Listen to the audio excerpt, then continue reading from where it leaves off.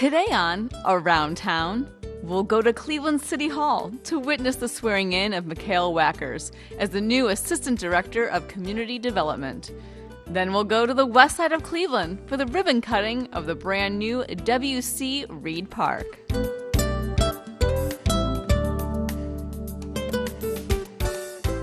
We'll be right back with more Around Town. There's one thing you can never have sex without.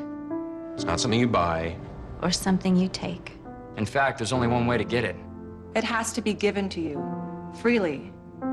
It's consent. Because sex without it isn't sex. It's rape. Consent. If you don't get it, you don't get it. It's on us to stop sexual assault. Learn how and take the pledge at itsonus.org. Listen, I realize that I'm not perfect, but it all really started to change because you judge me for having a problem. No one is going to know that I need help. I need help. I know that no one is going to judge me for having a problem. I realize that I'm not perfect, but it all really started to change because you listen.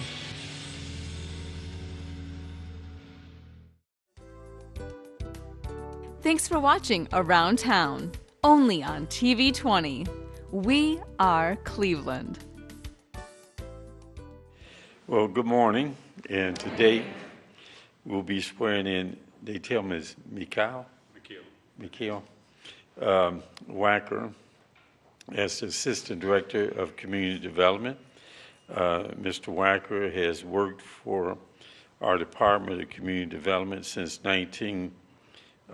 December of 2016, and he has revised our block grant program, and I'm told what that means is he's ensuring that all our programs are in line with HUD rules and regulations.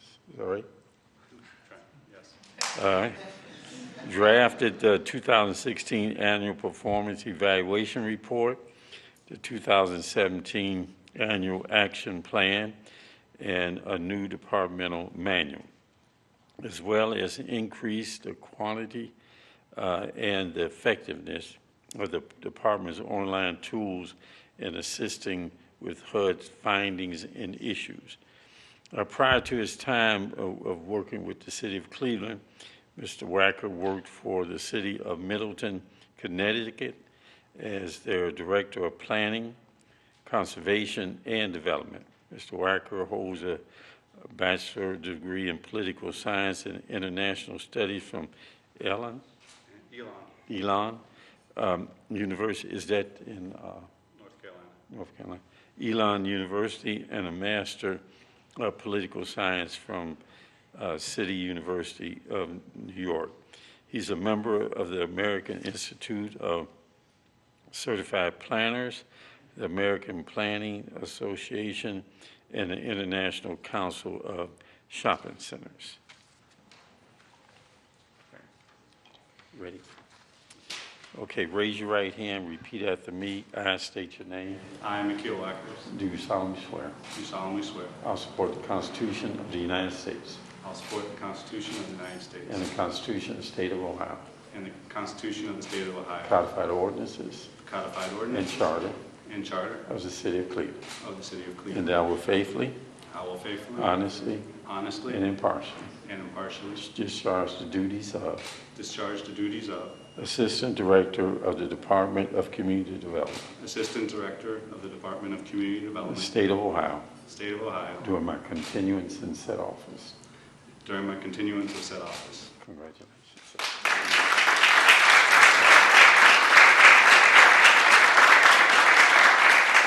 All right. Well, thank you, Mayor Jackson, Director Menez, and obviously Chief Ribka, which I don't believe he's here yet, but thank you for your confidence in me. I appreciate the opportunity to act as Assistant Director to this department. Before I say a few words, I need to say that I couldn't be here without the support and love of my family, one of whom is here. Yeah, and obviously to my parents who've traveled from Connecticut. Fortunately, it was perfectly timed with one of their visits to Cleveland. And I need to thank my two boys, Jacob and Evan, one of whom you've obviously taken notice of. Being a father to you two is one of the best jobs that I have. And most importantly, I need to thank my wife, whose love and support I couldn't do this, and I'm a lucky man to have her. So lucky, in fact, that when she won lottery tickets to Hamilton on Friday, just 2 tickets, she chose me as her plus one. So I was asked to give a few words. So briefly, I know this is an important tradition of the city of Cleveland. In reflecting on why this sort of is an important position to me and taking on this new responsibility, 2 things sort of kept popping into my mind, or 2 experiences that I've had in my past. The first occurred about 4 years ago in my old community, Middletown, Connecticut. The mayor actually nominates, and then the council has to interrogate prior to you being accepted to whichever director position you take. So a councilman asked me what was my strongest weakness, and he admitted that it was an oxymoron of a question, to which I said my strength was listening, my strongest weakness was listening, but I typically pause before answering. I'm not a rapid-fire debater. I'm not as my wife is the debate champion in the house. To this, another councilman responded to my comment, stating that this is not a weakness. And I'll quote exactly what he told me, but he said, "The good Lord gave you 2 ears and 1 mouth for a reason, and they are to be used in that proportion." A lot of what we do in the Department of Community Development is to listen to the needs of the mayors, Jackson's administration, and to our partners in the community, and try to translate that into something that can be implemented. The second thing that sort of came to mind as I was thinking how I would stand up here to speak to everybody was something that occurred 2 decades ago. I just finished an internship with the city of New Haven in the department that handles block grant there, and it's called Livable Cities Initiative. And the person who helped me get the internship afterwards asked me pointedly, "So are you going to be a politician or a bureaucrat?" He had a clear position on the matter. I don't think I gave him a very good response at the time, at the age of 20, but today, after 41 years, I see it differently. Today, I really see the 2 working in tandem in the name of public service. As members of community development, you may have been hired for a particular job, but we chose this department in large measure because of the mission to have an impact on our community. We listen and we serve the public. And with that, I thank you again, Mayor Jackson, and I thank everyone for listening. Thank you.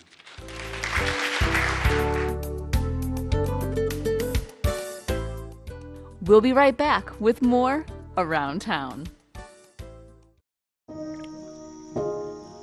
This is the story of a boy who didn't talk for a long time. The boy liked things to always be the same. Any changes would scare and upset him. The unknown was an unfriendly place. The boy was very sensitive to lights and sounds. So he built secret hiding places where they couldn't get in. The boy didn't like looking people in the eye. He wasn't trying to be mean, it just made him feel uncomfortable. Sometimes he would flap his arms again and again. One day I found out I have something called autism. My family got me help. Slowly, I found my voice and learned all the ways I could live with it better. Early intervention can make a lifetime of difference. Learn the signs at autismspeaks.org.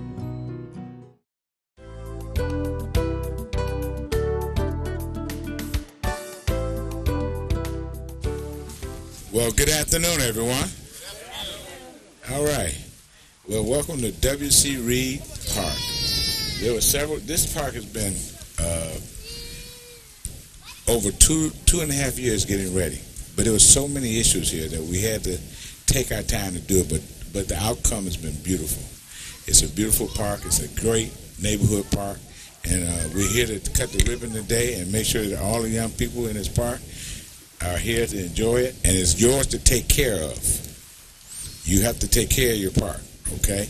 So Without further ado, again, my name is Mike Cox. I'm the Director of Public Works, and Parks is one of my responsibilities, and Recreation. So I want to introduce to you guys the Mayor of the City of Cleveland, Frank Jackson. All right, thank you, Director. Good afternoon. You know, as Director Cox said, this has been, 2 years at least in the process, and one of the major issues we found was the environmental issue that we had to correct, not only in the park, but in the backyards of some of the surrounding areas. And I think that was over $6 million of federal EPA money. We put 900 and something thousand dollars into the facility, the park itself, to bring it up to what it is. This park, I remember my grandson, when he was a teenager, he used to play in the field. I used to bring him, or the team used to come over here, and he used to play baseball. So I used to come over here all the time and watch him play ball. But this park is just one of the things that makes this neighborhood what I call a neighborhood of choice, where people want to live, work, play, and do business because they have this as an amenity. It's one of those things that people look for when they look to where they want to, again, live, work, play, and do business. But all of what we do, we cannot do it by ourselves. We have partners in council. And this area has changed council people quite often. And your most recent council person is Councilman Brancatelli, who's a very good councilman. And so I want to introduce to you your councilman, and he will go through the detail. We also have Congresswoman Ms. Capter. She just appeared. And so would you introduce the Congresswoman after you finish? And then we'll do the ribbon cutting. Congresswoman, how are you today? Thank you.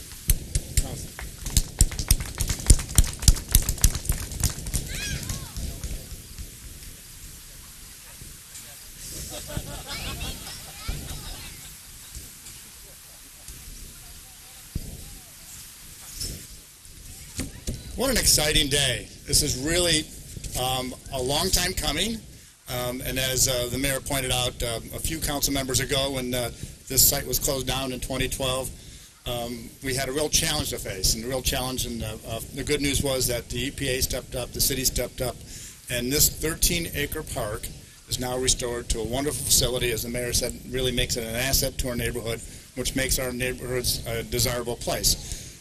When we look at what our Mayor's Office of Capital Project did in working with R.J. Platten, a contracting firm, and the improvements that they did over the last 4 or 5 years, they transported in 60,000 cubic yards of clean soil, putting a 2-foot barrier on what we're on today. Underneath that barrier is a cap. This is a very clean site now. They installed stormwater retention system, and the grading that they did all along the back side, so that the play fields here will be free of standing water, ponding water. It'll be a wonderful baseball field once again. They preserved the oak trees. I know that was a big issue for a number of residents, were to preserve these oak trees. The overall cost of this project was $6.1 million, $3.9 million for the park alone, and then the additional cost with the backyards of the different residences around the area. The EPA fund source was from a Hazardous Substance Superfund Environmental Response Compensation and Liability Act. So everyone remember that for later when you're going to be quizzed and asked what a CERCLA is. The City of Cleveland began the renewal work in 2017 once the EPA completed their work. And then they created a 23 parking lot spot just east of us. They installed the walking park path system, so we're all going to have to test to see how many miles this is around. I'm saying it's 2 miles around. The director says it's only half mile, but my Fitbit will tell me 2 miles because I cheat on it. Then the enhancements of the playground facilities over here, wonderful swings, the slides, the benches, the bike racks, the trash receptacles, a lot of underground conduit to create the lighting system here, the renovation of the baseball field, the enhanced landscaping throughout the park, 129 new shade, flowering, and evergreen trees, The overall cost for the city was just about $1 million. So you can see the commitment that the city has made on this. And I always enjoy coming out to parks and doing these kind of events because, most importantly, I love to see the passion of Director Cox. His really passion for children, passion for recreation shows, and the mayor and our capital project teams really make strong investments through all our neighborhoods. So we're excited that we're able to dedicate this park. I'm looking forward to many, many years to come, and that we're able to see a lot of activities going on around this park. I want to thank our partners at Metro West who have really stuck to it. I'm working with our Southwest citizens and working with the residents in the area to make this a wonderful facility that we see here today. And just as important on where our funds come from is our Congresswoman, who has a real strong and deep passion for our communities. She has been out to many of our neighborhoods. She understands the environmental side. She has to manage an entire lake going across many, many miles. Congresswoman Marcy Kaptur.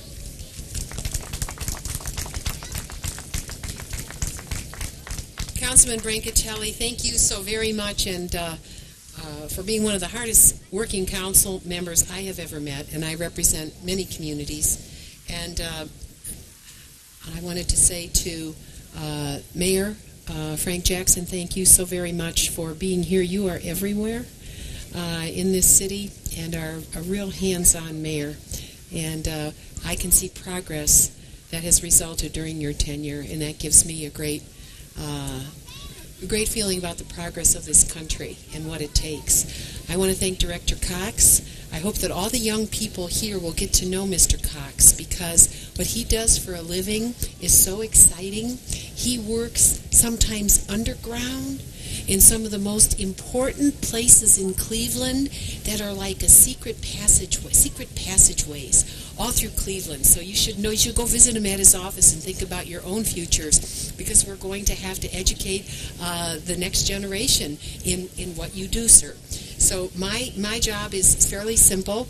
I'm presenting a United States flag here today on the dedication of this park to the Southwest Citizens Area Council, and this flag was flown over the capital of the United States, far away in Washington, D.C., which is where I work for part of my life. I have the privilege of representing the 12th Ward as well at the federal level, and I wanted to be here to just say to the citizenry that it has taken now just about 6 years. We started on this in 2012. Am I right, Councilman Brancatelli? Is that right? 2012. It's now 2018. This was one of the first projects I inherited when this part of Cleveland was drawn into the 9th Congressional District.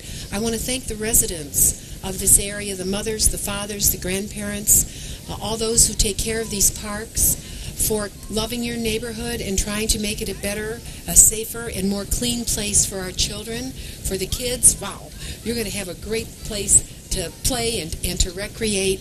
And this is a place where the federal government, which provided $3 million, as the councilman mentioned, through the Superfund program to clean up real gook that was left from prior generations, and bringing your tax money back home to help the city of Cleveland in this very important place. So the flag flown over the Capitol I would like to present to the Southwest Citizens Area Council and your representatives in recognition of all you have done to ensure this park is available to the citizens of this community to enjoy for years to come. And the flag was flown for this rededication of the W.C. Reed Playfields on August 3rd, 2018. Congratulations.